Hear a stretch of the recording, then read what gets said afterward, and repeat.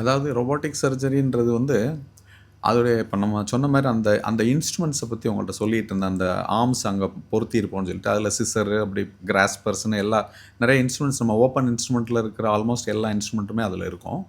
அதில் ஒரு main advantage பார்த்தீங்கன்னா அந்த இன்ஸ்ட்ருமெண்ட் எல்லாமே ரிஸ்டட் இன்ஸ்ட்ருமெண்ட்ஸ்னு சொல்லுவாங்க. ரிஸ்டட்னா ஸ்ட்ரெயிட் இன்ஸ்ட்ருமெண்ட்ஸாக இல்லாமல் நம்ம கை எப்படி இங்கே ஒரு ரிஸ்ட் இருக்கோ அதே மாதிரி அந்த இன்ஸ்ட்ருமெண்ட்ஸ்லேயும் இந்த மாதிரி ஒரு ரிஸ்ட் இருக்கும். ஓகே. அது ஒரு 7 டிகிரிஸ் ஆஃப் ஆங்கிளில் நம்ம கை எப்படிலாம் போதோ அந்த மாதிரிலாம் போகும். 360 டிகிரிஸ் அதை ரொட்டேட்டும் பண்ண முடியும். ஸோ கிட்டத்தட்ட நம்ம 2 கையை வந்து மினியேச்சராக 2 கையை கொண்டு போய் வயிற்றுக்குள்ளே எங்கேயோ ஒரு மூலை முடுக்கில் போய் ஆப்ரேஷன் பண்ணால் எப்படி இருக்கும் அந்த மாதிரி இருக்கும். ஸோ ஸ்ட்ரெயிட் இன்ஸ்ட்ருமெண்ட்ஸை வச்சு நம்மளால் பண்ண முடியாத தையல் போடுறதோ இல்லை டிசெக்ஷன் பண்ணுறதோ உள்ள கிரெவிசஸில் வந்து பண்ணுறதுக்கு இது ரொம்ப ஹெல்ப்ஃபுல்லாக இருக்கும்.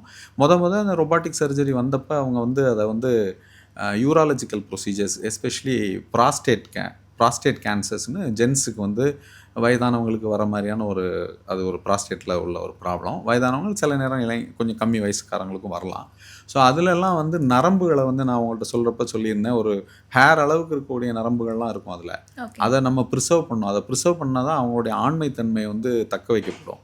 ஸோ அதுக்கு வந்து இந்த இதில் அந்த 10 மடங்கு பெரிய விஷன் ப்ளஸ் அந்த துல்லியமான அந்த இன்ஸ்ட்ருமெண்ட்ஸோட இயக்கத்தினால நம்ம அதெல்லாம் சேஃப்கார்ட் பண்ணிவிட்டு கம்ஃபர்டபுளாக பண்ண முடியும் அந்த டெப்த்தில். இப்போ ப்ராஸ்டேட்ன்றது நம்மளுடைய இடுப்பு எலும்புடைய இதில் கீழே இருக்கக்கூடிய இடத்துல இருக்கக்கூடிய ஒரு உறுப்பு, இப்படி குறுகலான ஒரு இடத்துல.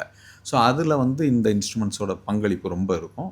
அதே மாதிரி ரெக்டல் கேன்சர்னு சொல்லக்கூடிய மலக்குடல் கேன்சரு, உணவு குழாயில் வரக்கூடிய கேன்சர்லாம் வந்து நம்ம செஸ்ட்டுக்குள்ளே இருக்கும், ஈசோவேஜியல் கேன்சர்னு சொல்லிட்டு. அதில் பண்ணுறப்ப அங்கே முக்கியமான நரம்புகள் இருக்குது, நமக்கு மூச்சை கண்ட்ரோல் பண்ணுறதுக்கு, மூச்சு விடுறதுக்கு உண்டான நரம்புகள்லாம் இருக்குது.